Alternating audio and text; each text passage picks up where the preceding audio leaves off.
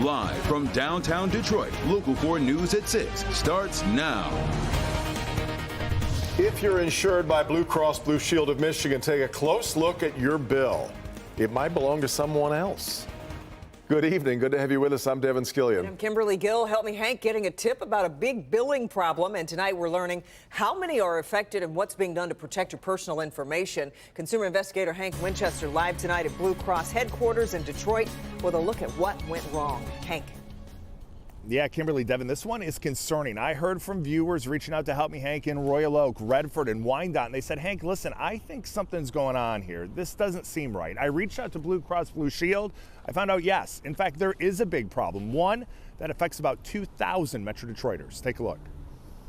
Very concerning that if somebody's got my account number and all my information. Carol Walsh didn't realize she had someone else's Blue Cross Blue Shield bill until she got a call from a stranger in Royal Oak. Like I said, if I didn't call the lady from Royal Oak, I wouldn't have looked at my bill again to see somebody else's name and address on it. She paid her bill, but copied the account number in the statement she received on her check, later learning it wasn't hers. I'll bet you if you look up her name, and I gave her her name and her address and everything, you go look that up. I bet you my check is in her account. So what happened here? A billing error that Help Me Hank has learned affects more than 2,000 people in our area. So I contacted BCBS of Michigan and received this statement. It reads in part, these bills may have included another member's information. We apologize for this incident, which was caused by an error at one of our print vendors. We take the security of our members' information very seriously. While the statements contain no banking or credit card information, we are conducting an investigation on the matter. In the interim, Blue Cross has mailed a correct billing statement to members who received incorrect bills, along with a postage-paid envelope for them to return the incorrect document. Here's Melanie Ducanel with the Better Business Bureau. They'll do whatever they can to protect not only your reputation and your credit, but also theirs. I'll tell you what I love is the viewers who reached out to Help Me Hank, but also the viewers that reached out to one another. Somebody getting a bill they knew wasn't theirs in Redford and then calling that person in Royal Oak or vice versa saying, what is going on here? The good news in this situation is that Blue Cross Blue Shield does not believe anyone's personal information has been compromised. Of course, if you are a customer, if you have insurance with the company, probably a good idea for you to reach out directly to find out if there is an issue with your status. We're live here tonight downtown. Hank Winchester, Help Me Hank, Local 4. Yeah, thanks for letting us know. We appreciate it, Hank. Detroit's police chief asking the public for help in getting answers about 3 men who have not been seen since the night they were scheduled to perform at a local club. Dante Wicker, Armani Kelly, and Montoya Givens haven't been seen since January 21st. So that's 10 days ago now. The car Kelly was driving, owned by his mother, was found in Warren. Chief James White says investigators believe the men were together at some point that night, may have made it to the Lounge 31 on Gratiot before learning that the event had been canceled. But there are a few clues about what happened next. We were able to pull phone data and see that there's no activity on any of their phones. They're not hitting any towers. They're not communicating. That's also very concerning. So we need the community's help. We need the public's help on this case. Investigators are checking cameras at neighboring businesses for any indication of where the men may have gone and who may have been with them. Local 4 is continuing its look into the death of 5-year-old Ethan Belcher and whether changes are needed within Michigan's Child Protective Services. Critics say CPS has been ineffective and underfunded, but the agency is also standing behind a law that prevents any information about how the agency is working to get made public. Local 4's Rod Maloney is live tonight with more, including the move afoot in the legislature to change all that, Rod. Yeah, Kimberly, here's the thing. Ethan Belcher's family is coming to town for a funeral this week. A funeral that they didn't expect, certainly, and they absolutely cannot afford. But in the meantime, we're seeing that this whole situation with the Child Protective Services is problematic for Ethan's family as well, because coming to Michigan for that funeral, is Candace Rush. She spoke to me today from her home in Bristol, Tennessee, and she is so devastated because she and her sister both were trying to help these children come out of that house and into their homes for safety. It should have never came this far.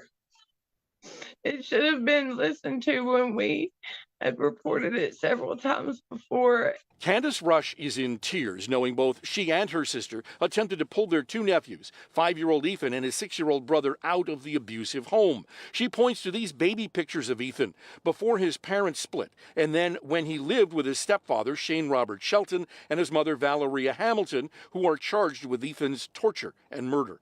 She says she even tried to convince a caseworker to let her take in both boys. And I told her that I would come from Tennessee and pick them both up. And because it was an ongoing case and that she hadn't been proven unfit yet, that if I was to remove them from the state, that I could potentially face kidnapping charges. These family situations are a legal minefield, but Republican State Senator Jim Runstead of White Lake says Child Protective Services hides behind a secrecy law, exempting it from freedom of information requests to understand what's going wrong.